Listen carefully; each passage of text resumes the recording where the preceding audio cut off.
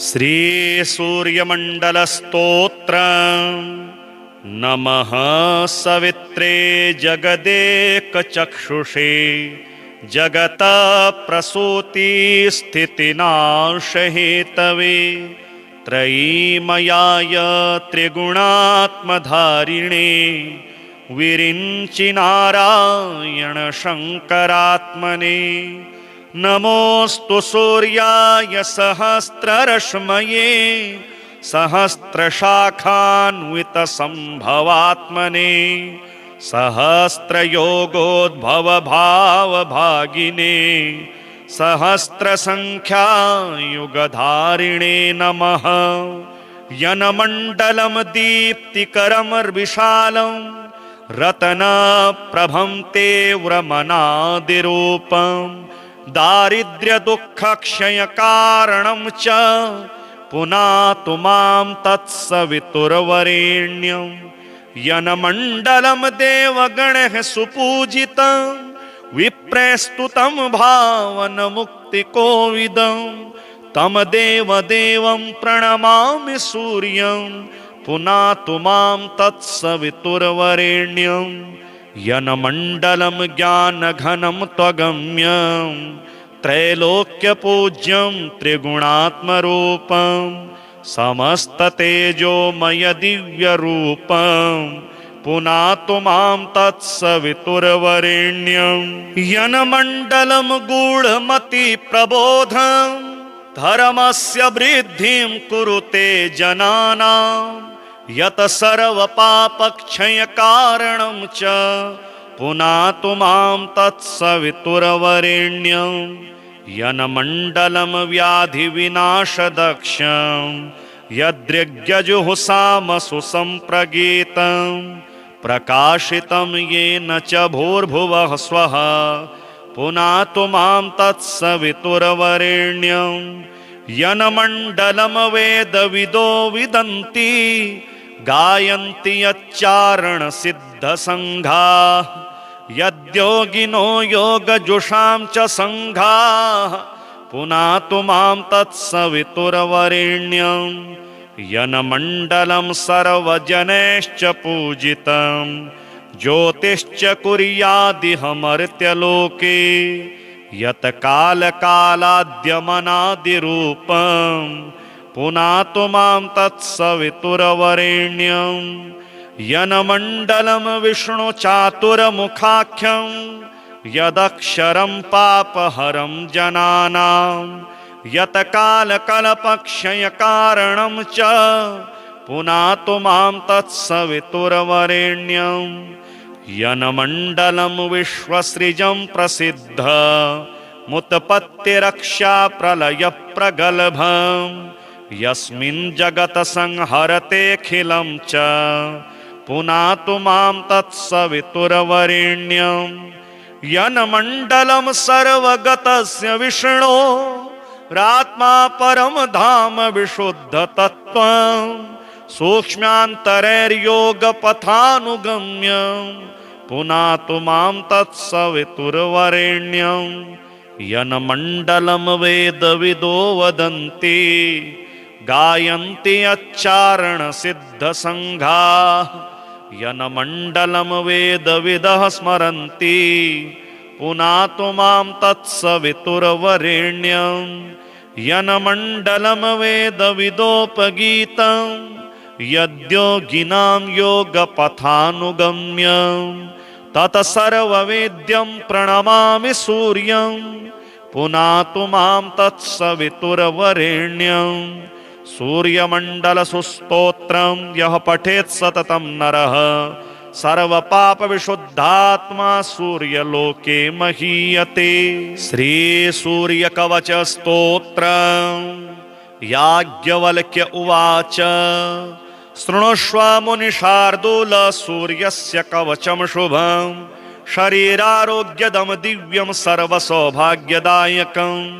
देदीप्यमानमुकुटं स्फुरमकरकुण्डलं ध्यात्वा सहस्रकिरणं स्तोत्रमेतदुदीरयेत्। शिरो मे भास्करः पातु ललाटं मे मितद्युतिः नेत्रे दिनमणिः पातु श्रवणे वासरेश्वरः घ्राणं घर्म घृणिः पातु वदनं वेदवाहनः जिह्वां मे मानदः पातु कण्ठं मे सुरवन्दितः स्कन्धौ प्रभाकरः पातु वक्ष्यः पातु जनप्रियः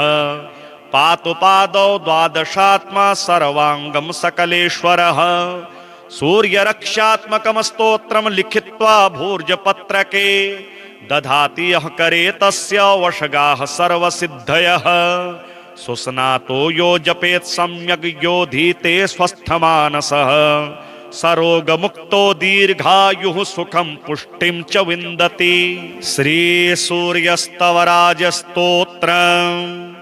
ओम श्री सूर्यस्तवराजस्तोत्रस्य श्री वसिष्ठ ऋषिः अनुष्टुप् छन्दः। श्री सूर्यो देवता सर्वपापक्षय पूर्वक सर्वरोगोपशमनार्थे पाठे विनियोगः। ओम रथस्थं चिन्तयेद् भानुं द्विभुजं रक्तवाससे दाडिमी पुष्पशङ्काशं पद्मादिभिः अलङ्कृतम्। ओम विकर्तनो विवश्वाश्च मार्तण्डो भास्करो रविः लोकप्रकाशकः श्रीमान् लोकचक्षुग्रहेश्वरः लोकसाक्षी त्रिलोकेशः कर्ता हर्ता तमिस्रः तपनः तापनः चैव शुचिः सप्ताश्ववाहनः गभस्तिहस्तो ब्रध्नश्च सर्वदेव नमस्कृतः एकविंशतिः इत्येषस्तव इष्टः सदा मम श्रीः आरोग्यकरः चैव धनवृद्धि यशस्करः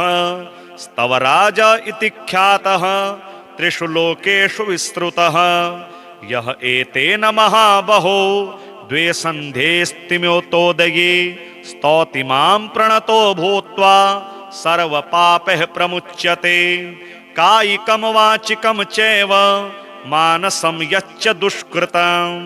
एकजप्येन तत् सर्वं प्रणश्यति ममाग्रतः एकजप्यश्च होमश्च सन्ध्योपासनमेव च बलिमन्त्रोऽर्घ्यमन्त्रश्च धूपमन्त्रस्तथैव च अन्नप्रदाने स्नाने च प्रणिपाते प्रदक्षिणे पूजितोऽयं महामन्त्रः सर्वव्याधिहरः शुभः एवम् उक्त्वा तु भगवानः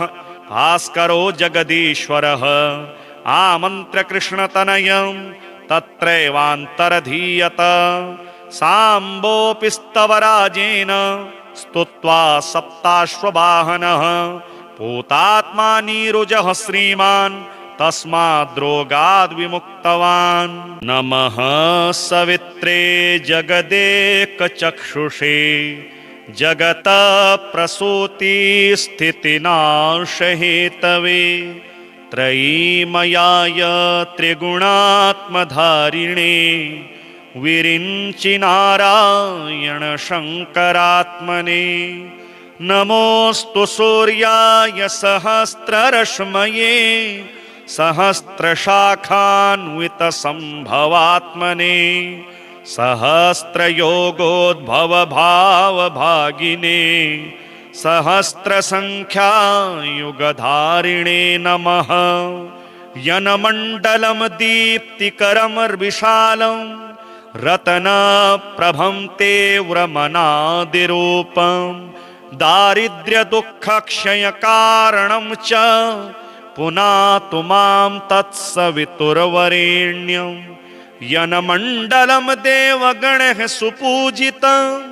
विप्रस्तुतं भावनमुक्तिकोविदं तं देवदेवं प्रणमामि सूर्यं पुनातु मां तत्सवितुर्वरेण्यं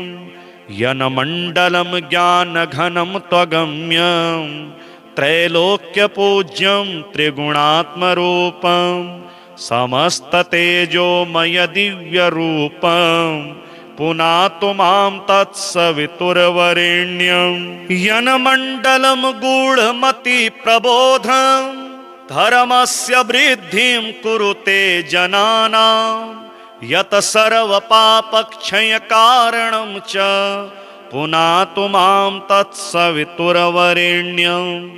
यनमण्डलं व्याधिविनाशदक्षं यद्रिग्यजुहुषामसु सम्प्रगीतं प्रकाशितं येन च भूर्भुवः स्वः पुनातु मां तत्सवितुर्वरेण्यं यनमण्डलं वेदविदो विदन्ति गायन्ति यच्चारणसिद्धसङ्घाः यद्योगिनो योगजुषां च सङ्घाः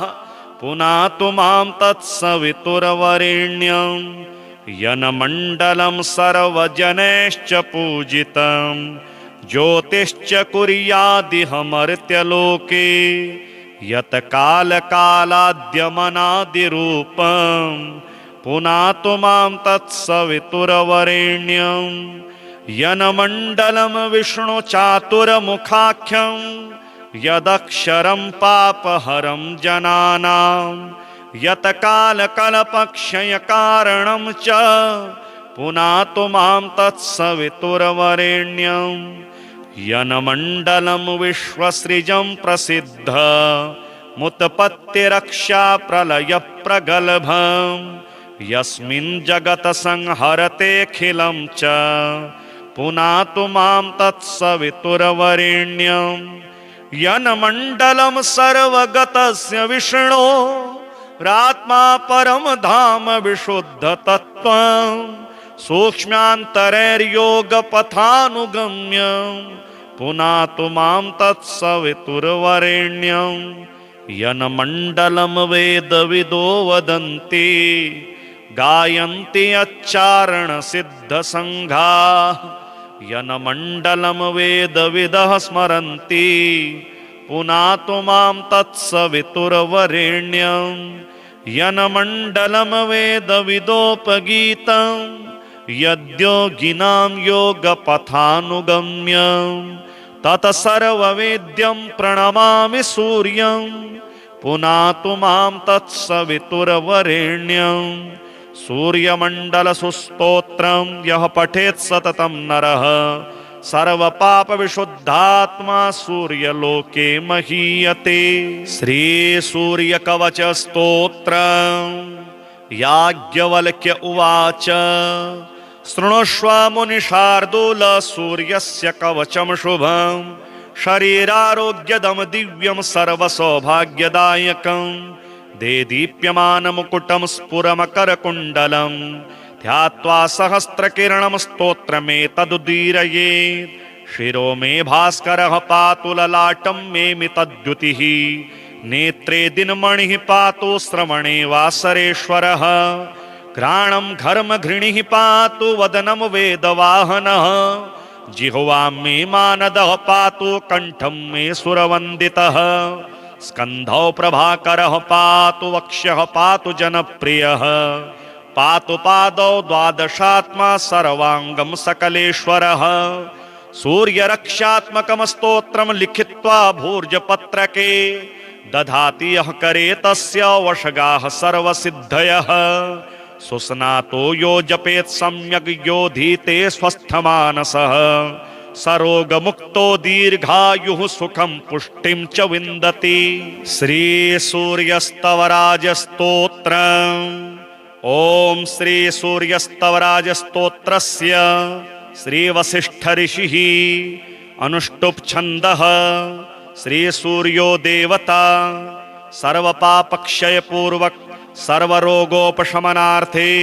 पाठे विनियोगः। ॐ रथस्थं चिन्तयेद्भानुं द्विभुजं रक्तवाससे दाडिमी पुष्पशङ्काशं पद्मादिभिः अलङ्कृतम् ॐ विकर्तनो विवश्वाश्च मार्तण्डो भास्करो रविः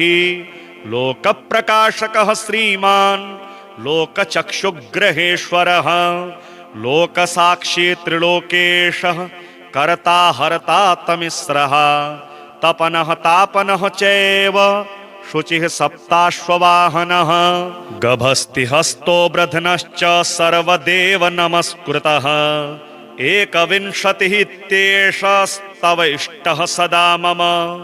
श्रीः आरोग्यकरः चैव धनवृद्धि यशस्करः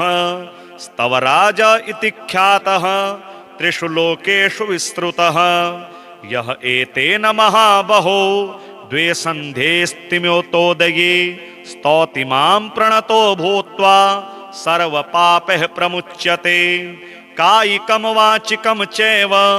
मानसं यच्च दुष्कृतम् एकजप्येन तत् सर्वं प्रणश्यति ममाग्रतः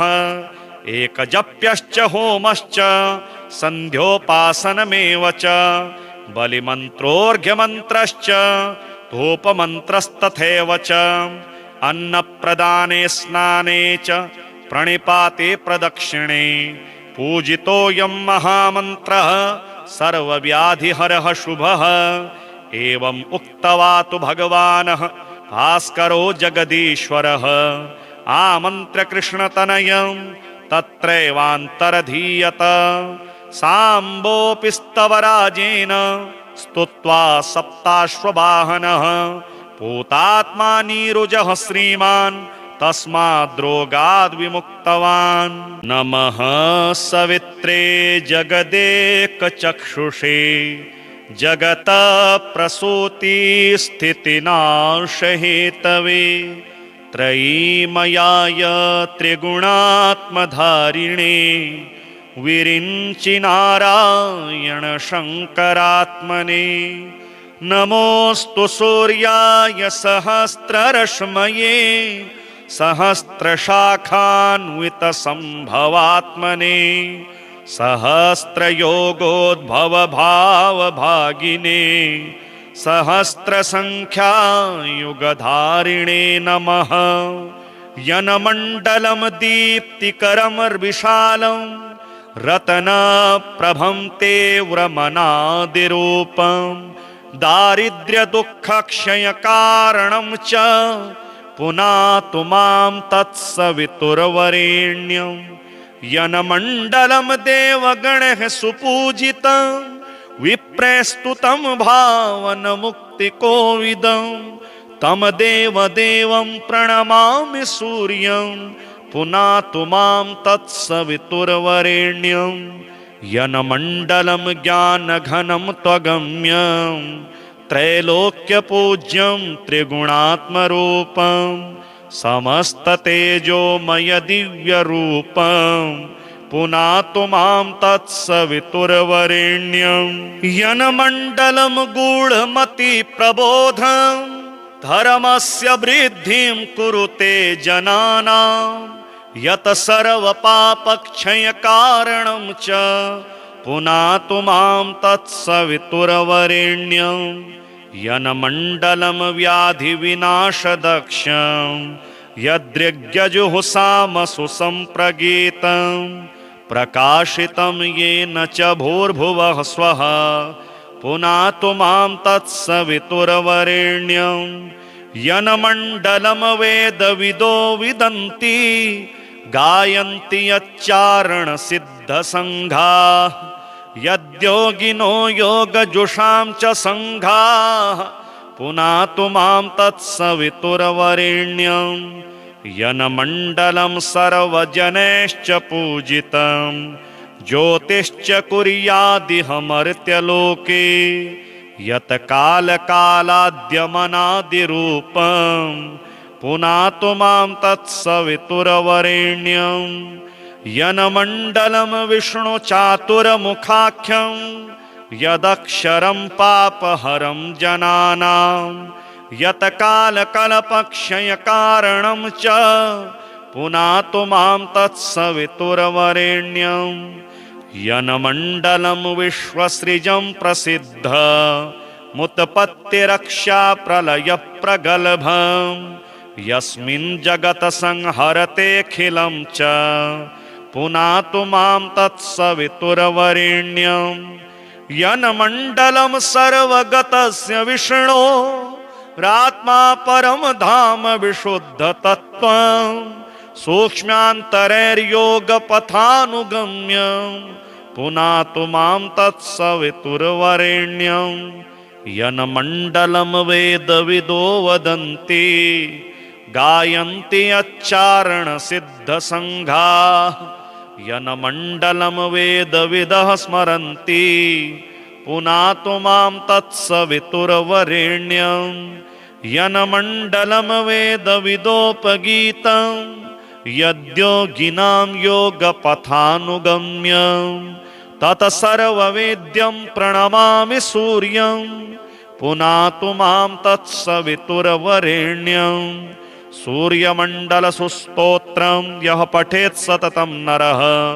सर्वपापविशुद्धात्मा सूर्यलोके महीयते। श्रीसूर्यकवचस्तोत्रम् याज्ञवल्क्य उवाच शृणुष्व मुनिशार्दूल सूर्यस्य कवचं शुभं शरीरारोग्यदं दिव्यं सर्वसौभाग्यदायकं देदीप्यमानमुकुटं स्फुरमकरकुण्डलं ध्यात्वा सहस्रकिरणं स्तोत्रमेतदुदीरयेत् शिरो मे भास्करः पातु ललाटं मे मितद्युतिः नेत्रे दिनमणिः पातु श्रवणे वासरेश्वरः घ्राणं घर्मघृणिः पातु वदनं वेदवाहनः जिह्वां मे मानदः पातु कण्ठं मे सुरवन्दितः स्कन्धौ प्रभाकरः पातु वक्ष्यः पातु जनप्रियः पातु पादौ द्वादशात्मा सर्वाङ्गं सकलेश्वरः सूर्यरक्षात्मकं स्तोत्रं लिखित्वा भूर्जपत्रके दधाति यः करे तस्य वशगाः सर्वसिद्धयः सुस्नातो यो जपेत् सम्यग् योधीते स्वस्थमानसः सरोगमुक्तो दीर्घायुः सुखं पुष्टिं च विन्दति। श्रीसूर्यस्तवराजस्तोत्रम् ॐ श्रीसूर्यस्तवराजस्तोत्रस्य श्रीवसिष्ठऋषिः अनुष्टुप् छन्दः श्रीसूर्यो देवता सर्वपापक्षयपूर्वक सर्वरोगोपशमनार्थे पाठे विनियोगः। ॐ रथस्थं चिन्तयेद्भानुं द्विभुजं रक्तवाससे दाडिमी पुष्पशङ्काशं पद्मादिभिः अलङ्कृतम् ॐ विकर्तनो विवश्वाश्च मार्तण्डो भास्करो रविः लोकप्रकाशकः श्रीमान् लोकचक्षुग्रहेश्वरः लोकसाक्षी त्रिलोकेशः कर्ता हर्ता तमिस्रः तपनः तापनः चैव शुचिः सप्ताश्ववाहनः गभस्तिहस्तो ब्रध्नश्च सर्वदेव नमस्कृतः एकविंशतिः इत्येषस्तव इष्टः सदा मम श्रीः आरोग्यकरः चैव धनवृद्धि यशस्करः स्तवराज इति ख्यातः त्रिषु लोकेषु विस्तृतः यः एतेन महाबहो द्वे सन्ध्ये स्तिम्योतोदये स्तौति मां प्रणतो भूत्वा सर्वपापैः प्रमुच्यते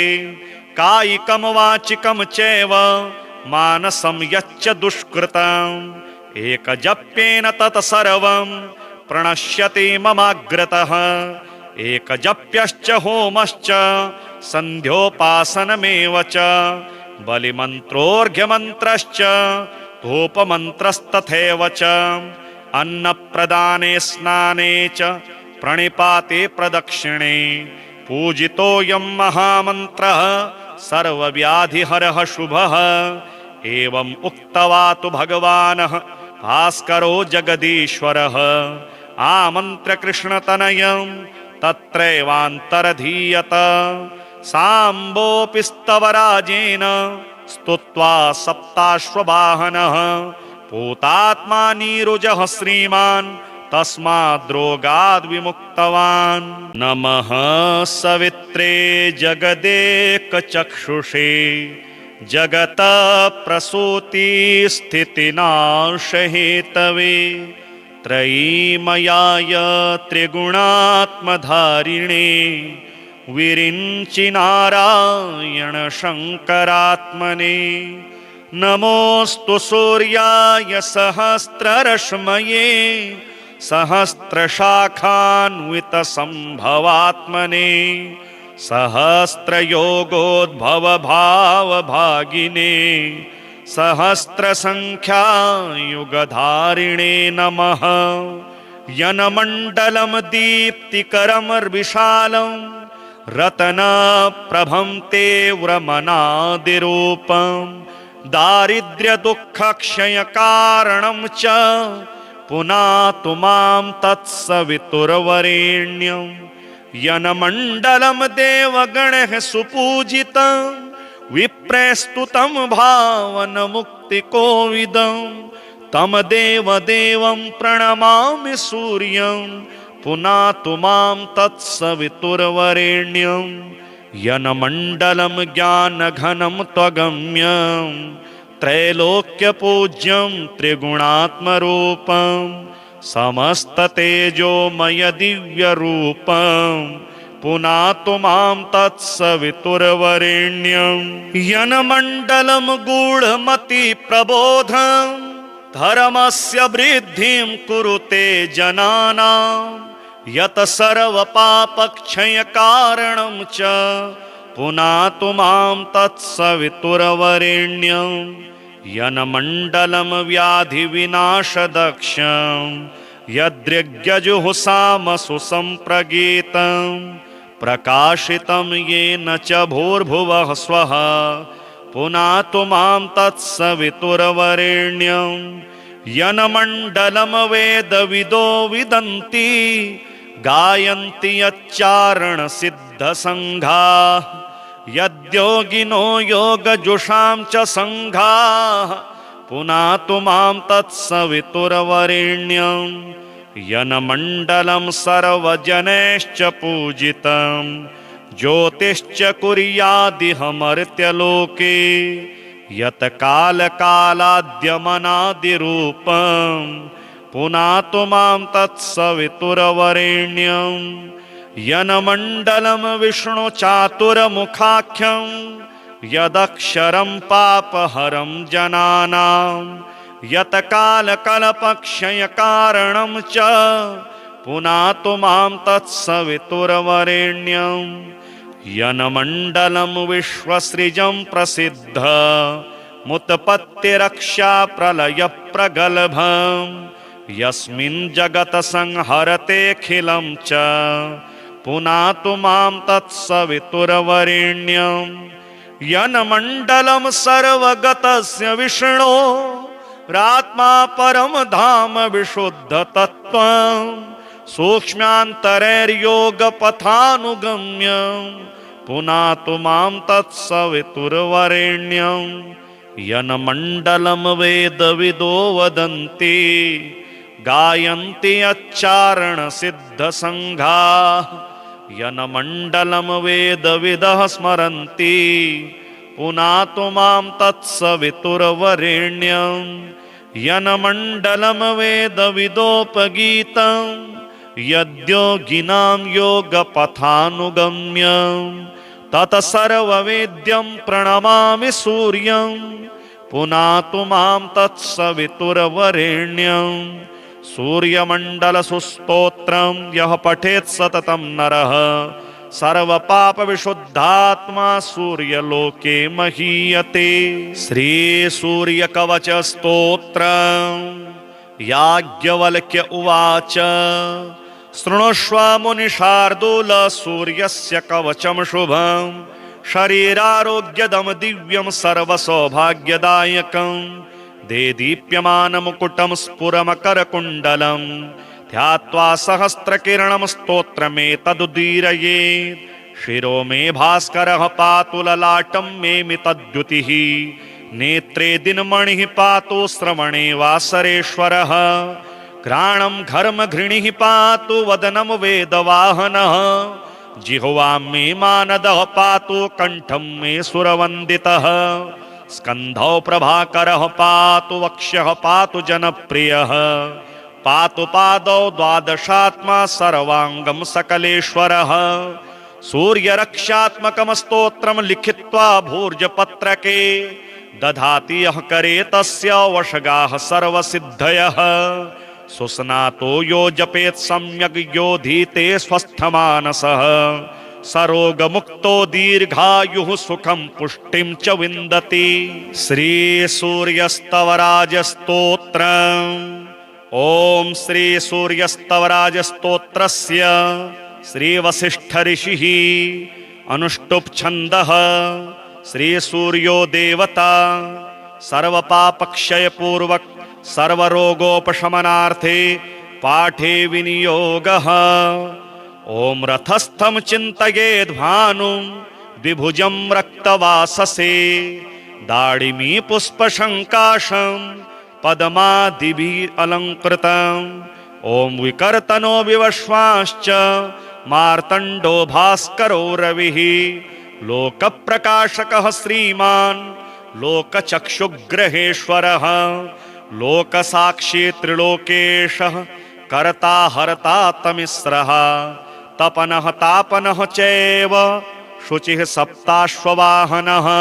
गभस्तिहस्तो ब्रध्नश्च सर्वदेव नमस्कृतः एकविंशतिः इत्येषस्तव इष्टः सदा मम श्रीः आरोग्यकरः चैव धनवृद्धि यशस्करः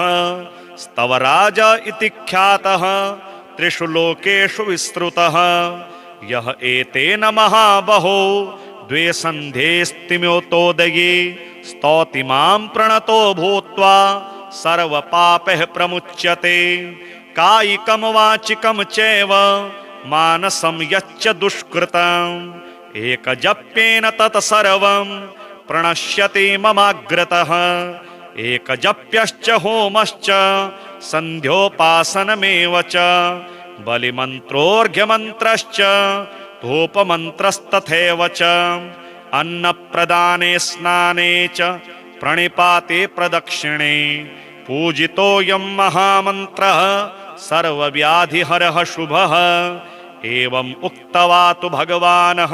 भास्करो जगदीश्वरः आमन्त्र्य कृष्णतनयं तत्रैवान्तरधीयत साम्बोऽपि स्तवराजेन स्तुत्वा सप्ताश्ववाहनः पूतात्मा नीरुजः श्रीमान् तस्माद्रोगाद् विमुक्तवान्। नमः सवित्रे जगदेकचक्षुषे जगत प्रसूति स्थितिनाशहेतवे त्रयीमयाय त्रिगुणात्मधारिणे विरिञ्चि नारायण शङ्करात्मने नमोऽस्तु सूर्याय सहस्ररश्मये सहस्रशाखान्वितसम्भवात्मने सहस्रयोगोद्भवभावभागिने सहस्रसङ्ख्यायुगधारिणे नमः। यनमण्डलं दीप्तिकरं विशालं रत्नप्रभं तीव्रमनादिरूपं दारिद्र्यदुःखक्षयकारणं च पुनातु मां तत्सवितुर्वरेण्यं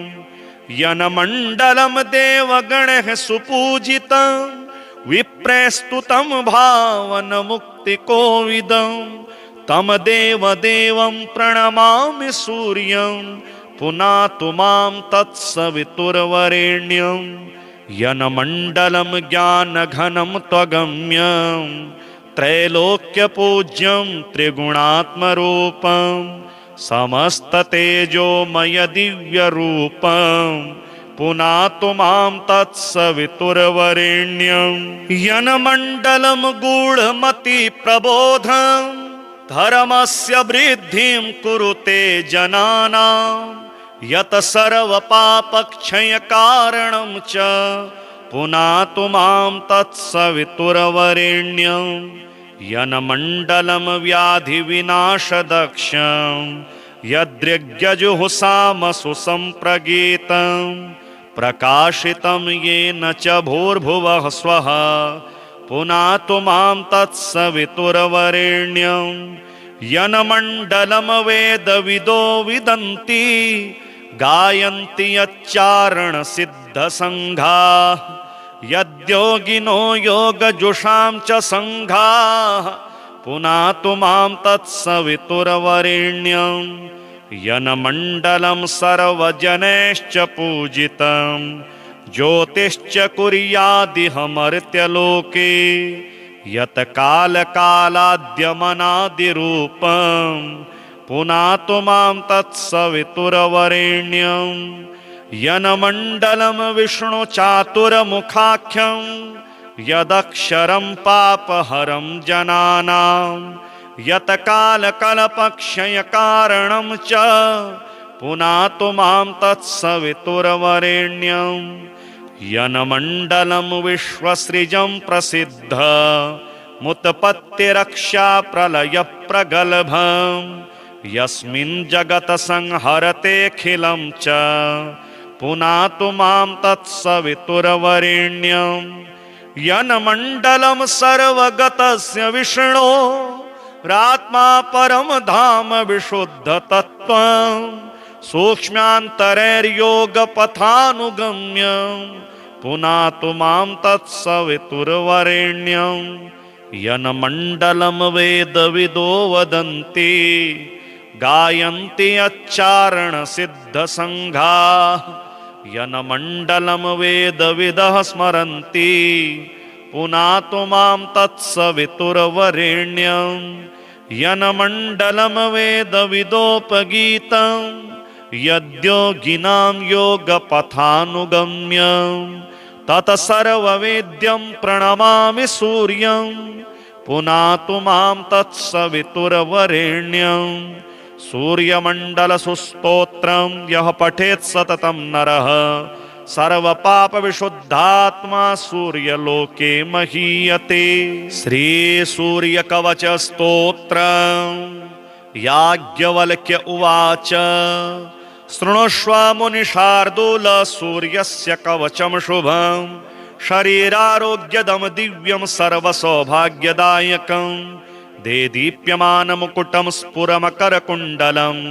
ध्यात्वा सहस्रकिरणं स्तोत्रमेतदुदीरयेत् शिरो मे भास्करः पातु ललाटं मे मितद्युतिः नेत्रे दिनमणिः पातु श्रवणे वासरेश्वरः घ्राणं घर्मघृणिः पातु वदनं वेदवाहनः जिह्वां मे मानदः पातु कण्ठं मे सुरवन्दितः स्कन्धौ प्रभाकरः पातु वक्ष्यः पातु जनप्रियः पातु पादौ द्वादशात्मा सर्वाङ्गं सकलेश्वरः सूर्यरक्षात्मकं स्तोत्रं लिखित्वा भूर्जपत्रके दधाति यः करे तस्य वशगाः सर्वसिद्धयः सुस्नातो यो जपेत् सम्यग् योधीते स्वस्थमानसः सरोगमुक्तो दीर्घायुः सुखं पुष्टिं च विन्दति। श्रीसूर्यस्तवराजस्तोत्रम्। ॐ श्रीसूर्यस्तवराजस्तोत्रस्य श्रीवसिष्ठऋषिः अनुष्टुप् छन्दः। श्रीसूर्यो देवता सर्वपापक्षयपूर्वक सर्वरोगोपशमनार्थे पाठे विनियोगः। ॐ रथस्थं चिन्तयेद्भानुं द्विभुजं रक्तवाससे दाडिमी पुष्पशङ्काशं पद्मादिभिः अलङ्कृतम्। ॐ विकर्तनो विवश्वाश्च मार्तण्डो भास्करो रविः लोकप्रकाशकः श्रीमान् लोकचक्षुग्रहेश्वरः लोकसाक्षी त्रिलोकेशः कर्ता हर्ता तमिस्रः तपनः तापनः चैव शुचिः सप्ताश्ववाहनः गभस्तिहस्तो ब्रध्नश्च सर्वदेव नमस्कृतः एकविंशतिः इत्येषस्तव इष्टः सदा मम श्रीः आरोग्यकरः चैव धनवृद्धि यशस्करः स्तवराज इति ख्यातः त्रिषु लोकेषु विस्तृतः यः एतेन महाबहो द्वे सन्ध्येऽस्तिम्योतोदये स्तौति मां प्रणतो भूत्वा सर्वपापैः प्रमुच्यते कायिकं वाचिकं चैव मानसं यच्च दुष्कृतम् एकजप्येन तत्सर्वं प्रणश्यति ममाग्रतः एकजप्यश्च होमश्च सन्ध्योपासनमेव च बलिमन्त्रोऽर्घ्यमन्त्रश्च धूपमन्त्रस्तथैव च अन्नप्रदाने स्नाने च प्रणिपाते प्रदक्षिणे पूजितोऽयं महामन्त्रः सर्वव्याधिहरः शुभः। एवम् उक्त्वा तु भगवानः भास्करो जगदीश्वरः आमन्त्र्य कृष्णतनयं तत्रैवान्तरधीयत। साम्बोऽपि स्तवराजेन स्तुत्वा सप्ताश्ववाहनः पूतात्मा नीरुजः श्रीमान् तस्माद्रोगाद् विमुक्तवान्।